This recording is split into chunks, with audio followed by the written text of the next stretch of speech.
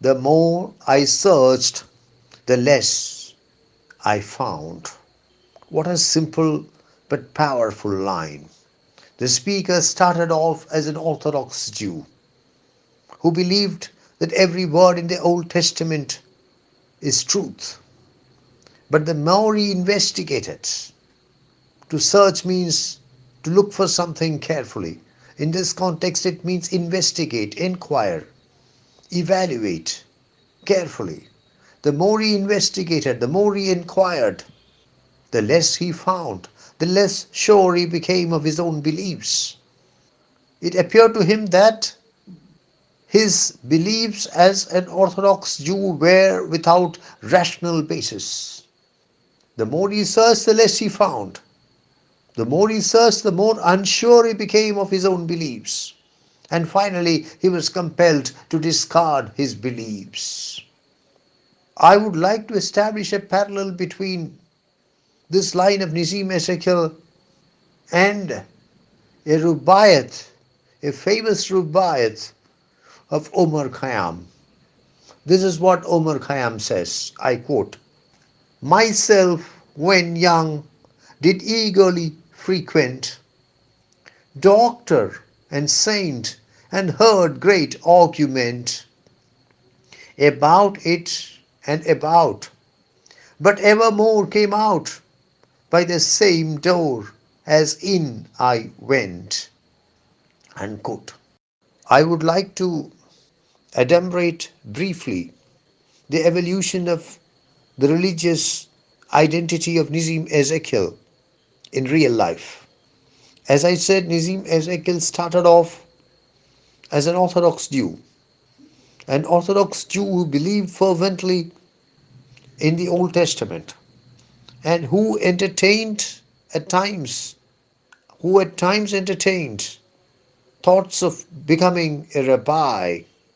When Ezekiel was 18 years old, a rationalist friend provided him with some 19th century anti-religious literature, and the material shook the religious convictions of Nissim Ezekiel to the foundations. He rapidly became a non-believer, an atheist.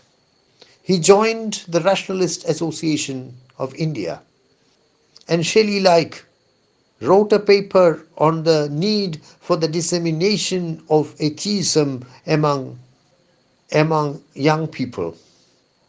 Nissim Ezekiel says, I quote, "I believed that there was no God, no future life, that morality was man-made." Unquote.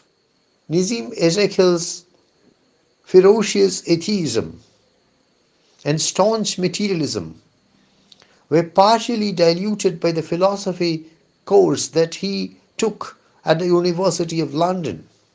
Realizing that there was no rational foundation for his atheism, for his materialism, he gravitated from atheism to agnosticism. His religious identity underwent another radical transformation when, in 1967, in New York, under the influence of the LSD cult, which was then at its height in the city, Ezekiel took some LSD and DMT. During the trips he had, some of which lasted several hours, he traveled through space, at times even approaching the stars. More importantly, he had visions of Christ, Krishna, various prophets, and these remarkable visions swept aside his rationalism once and for all. He became convinced that the world was a mystical, metaphysical, cosmic reality, that God existed, that every human being had a destiny. However, as the final position is slightly removed from the initial one, the evolution cannot be called perfectly cyclic.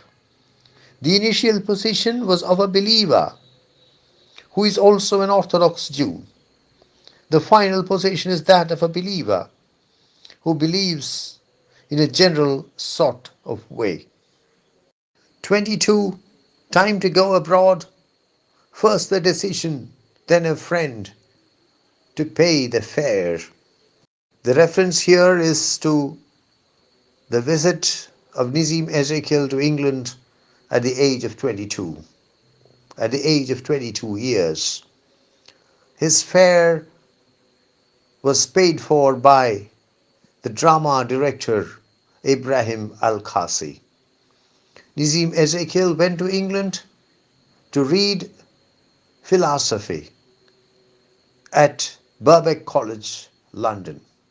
He completed the course but did not take the degree. Philosophy, poverty, and poetry, three companions shared my basement room. Basement is the floor below ground level. The basement room is very inconvenient. It does not have proper ventilation.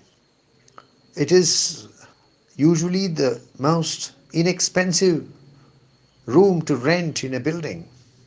The years in London were extremely difficult for Ezekiel because London, even in those days, was an absurdly expensive city, and Nissim Ezekiel had very little money.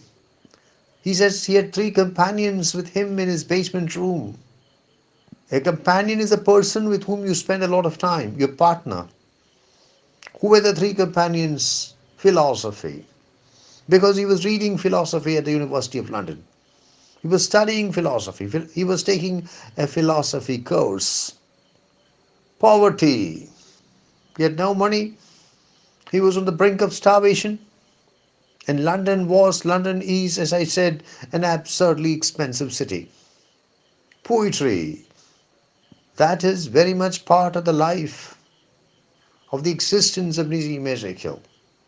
At every point in his life, he was writing poetry. He was obsessed with poetry, obsessed with writing better and even better poems.